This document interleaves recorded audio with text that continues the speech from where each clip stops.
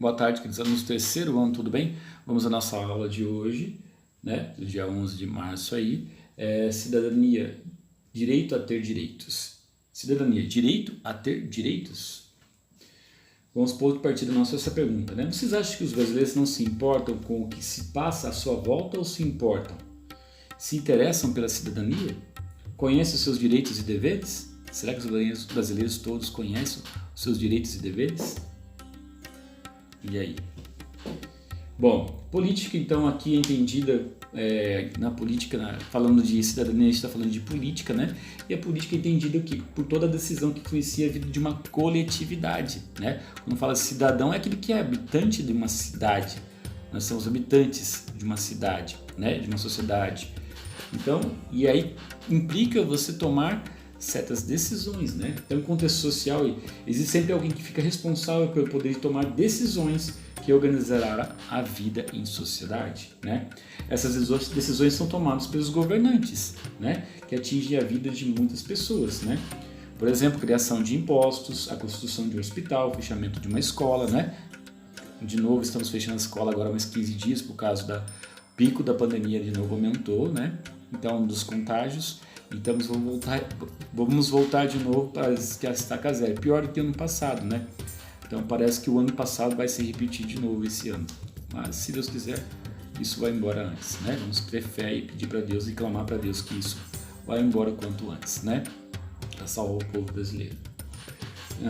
Então, nesse contexto, a cidadania é uma conquista, resulta da luta dos indivíduos para serem reconhecidos como membros de um Estado. É o direito a ter direitos civis, políticos e sociais. Na aula passada a gente falou um pouco sobre esses tipos de direitos, né, que a gente tem, que fala sobre a cidadania moderna, falando também da cidadania antiga, da Grécia e da Roma, né, mas agora também falamos mais da cidadania moderna, né, que fala justamente desses direitos civis, políticos e sociais. E o conceito de cidadania, então? O cidadão é aquele que goza de direitos e deveres dentro de um território. Qual território? Na nação brasileira, por exemplo. Nós somos cidadãos brasileiros, né? Então, ser cidadão, gente, é ter consciência de que é um sujeito de direitos. Tu és um sujeito de direitos. Você tem direitos, mas não só direitos. Também tem deveres, né? O cidadão precisa ser consciente das suas responsabilidades como parte integrante de um grande complexo,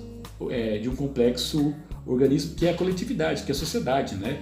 Todos têm que dar uma parcela da contribuição. Somente participando que se chega ao objetivo final, que é a justiça em seu sentido mais amplo, que é o bem comum a todos, né? Todo mundo quer o bem comum para a cidade, para o bairro, para o estado, para a nação, né? No caso atual, o bem comum nosso é a vacina. Vacina já, o quanto antes. Por favor, presidente, né? Quanto antes, porque nós precisamos salvar vidas, estamos perdendo vidas, vamos salvar vidas, né? Uma questão política e de cidadania também. E uma outra questão de cidadania também é a questão do isolamento social, máscara, álcool em gel. Já está comprovado que é assim que a gente consegue evitar o contágio.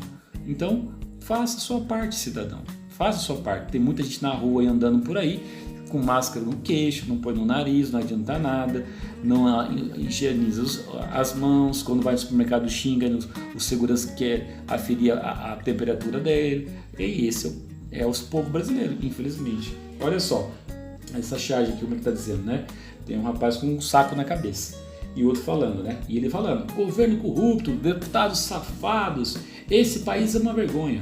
Pronto, já fiz o meu papel de cidadão por hoje. Entenderam, gente?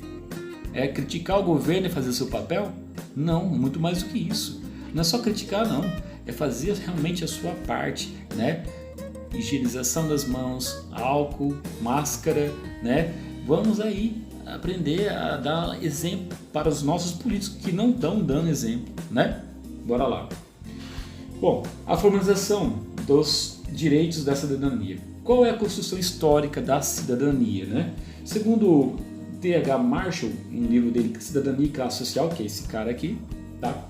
Ele considera 3 formas essa ideia de cidadania. Primeiro, direitos civis, para ele veio do século XVIII, depois direitos políticos do século XIX e direitos sociais, e mais para frente também, depois da Segunda Guerra Mundial, direitos humanos do século XX, tá bom? E como é que se dá essa formação dos direitos na cidadania no Brasil? A cidadania no Brasil nasceu igual ao que se deu em outros países? Tem um autor português chamado José Murilo Carvalho, escreve um livro chamado Cidadania no Brasil.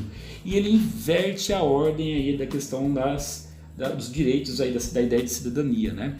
Então, direitos políticos é o primeiro, participação, direitos civis, liberdades, direitos sociais, dignidade. Tá vendo aqui? Ele inverteu? A gente não começou com direitos civis, começou com direitos políticos. É por causa da nossa história, a história do nosso povo, as nossas lutas sociais vão implicar nisso. A luta primeiro então veio aparecer os direitos políticos, que é a participação de todos, direitos civis, a liberdade individual dos indivíduos, né? E os direitos sociais, que é a saúde, educação, segurança, habitação para todos, tá? Bom, a Constituição, o Estado e a cidadania, né? Aqui, ó, vamos ver aqui que nós temos, vamos apresentar logo o slide aqui, né? O direito civil, né? Tem direito o quê? À vida, igualdade perante a lei, né? Liberdade de ir e vir, liberdade de expressão, liberdade de crença, tá? Isso está relacionado ao direito civil, tá? A gente falou isso na aula passada também. Participar dos destinos da sociedade votar, esse é o direito político, tá? Votar, ser votado, associar-se às instituições, a partidos políticos e manifestação popular, tá? São, então, essa questão do direito político. E os direitos sociais? Participar da riqueza coletiva, que é a educação, saúde, a habitação e segurança, tá bom? Reflexão. Já abriram esse texto? Leia esse texto que é muito interessante. Estou colocando um trecho aqui, que é do poeta alemão chamado Bertolt Brecht. Adoro esse texto dele, porque mostra exatamente não só a realidade brasileira, mas do mundo inteiro, mas principalmente a nossa realidade brasileira. Olha lá, o pior analfabeto é o analfabeto político. Ele não ouve, não fala, nem participa dos acontecimentos políticos. Ele não sabe que o custo de vida, o preço do feijão, do peixe, da farinha, do aluguel, do sapato e do remédio depende das decisões políticas, né? E não é, gente? Vocês sabem o preço do arroz, do feijão, do aluguel? Se vocês sabem, já é um primeiro passo. Não são tão analfabetos politicamente falando, né? E olha só, essa imagem mostra exatamente como é que é a questão do ser analfabeto político no nosso país, o Brasil. Lembra do Tiririca? Lembra que ele falava? Vote em Tiririca, pior que tá, não fica. Tem tanta gente que dava risada disso, brincava com isso. E o cara foi eleito 2 vezes deputado lá no Congresso, né? Ele colocou mais gente do partido político dele também lá no Congresso. E, desculpa, ele só ganhou dinheiro. O que ele fez pro povo? Nada. Né? E ele fez valer o que ele colocou como jargão para se eleger, né? Pior que tá, não fica. Então vote em mim mesmo. Eu sou, né? Qualquer coisa. Então, gente, é uma palhaçada, né? Isso é uma palhaçada.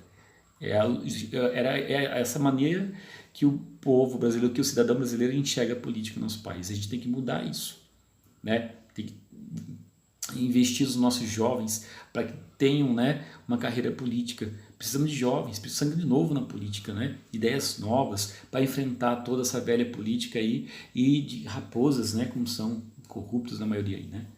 Bom, Constituição Federal.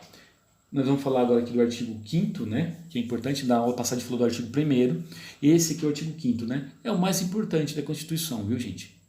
Se vocês querem aprender de fato sobre a Constituição Federal, gravem isso daqui, o artigo 5º, porque você pode se respaldar para tudo em defesa, né, de alguma coisa diante de um julgamento, por exemplo, né? Todos são iguais perante a lei, sem distinção de qualquer natureza, garantindo aos brasileiros e aos estrangeiros residentes no país a inviolabilidade do direito à vida, à liberdade, à igualdade, à segurança e à propriedade. Olha só, quanta coisa a gente tem como direito. Isso é bom demais. Pena que na prática isso não se acontece, né? Primeiro, os homens e mulheres são iguais em direitos e obrigações. Segundo, inciso, ninguém será obrigado a fazer ou deixar de fazer alguma coisa senão em virtude da lei. Ninguém pode te obrigar a nada. Ninguém será submetido a tortura nem tratamento desumano ou degradante. Não estamos em ditadura militar, graças a Deus. É livre a manifestação do pensamento, sendo vedado o anonimato, né? É assegurado o direito de resposta proporcional ao agravo, além da indenização por dano material, moral ou à imagem. Então, se você for acusado de alguma coisa, você tem o direito de resposta, tá? E o sexto é inviolada a liberdade de consciência e de crença, sendo assegurado o livre exercício dos cultos religiosos e é garantida, na forma de lei, a proteção aos locais de culto e às suas liturgias. Tá? Importantíssimo isso. Questão. Então aqui, olha, na Constituição Federal de 1988, temos a inviolabilidade do direito da vida, como nós falamos, direito à liberdade, direito à igualdade, à segurança e à educação. Pergunta. Em sua experiência cotidiana, com esses direitos, como esses direitos são garantidos ou são violados? Quais são as presenças e ausências desses direitos em nosso dia a dia? Sabe me responder? Olha lá. Então temos aí também dois tipos de cidadania, a formal e a real. A formal refere-se à maneira como se a cidadania está descrita formalmente na lei, na Constituição Federal, né? Que é a garantia que o indivíduo tem para lutar legalmente por seus direitos. Acabei de mostrar aqui para vocês. Cidadania real refere-se à maneira como a cidadania é vivida na prática, no dia a dia, dentro de suas contradições, faltas e desigualdades. Exemplo disso, o acesso ao direito à moradia. Quanta gente não tem moradia, né? Então, uma coisa é aquilo que está na lei, outra coisa é aquilo que está na prática, na realidade, de fato, né? Olha essa charge. Rumo às urnas, né? Todo mundo tem nas costas um código de barra. É o nosso futuro. Temos que acordar. Qual é a responsabilidade dos indivíduos e dos governantes para garantir que os direitos se efetivem? Né? Qual é a responsabilidade, né, de cada um de nós? Qual é? Está aqui, ó, nessa charge. Essa imagem que diz tudo. Ou seja, o voto. Diga-me quem você vota, que eu direi como é que vai ser o futuro do nosso país. 2022 está aí. Vão ter novos candidatos. Então, preste atenção em quem você vai votar. Um grande abraço para vocês. Deus abençoe e até a próxima aula. Tchau.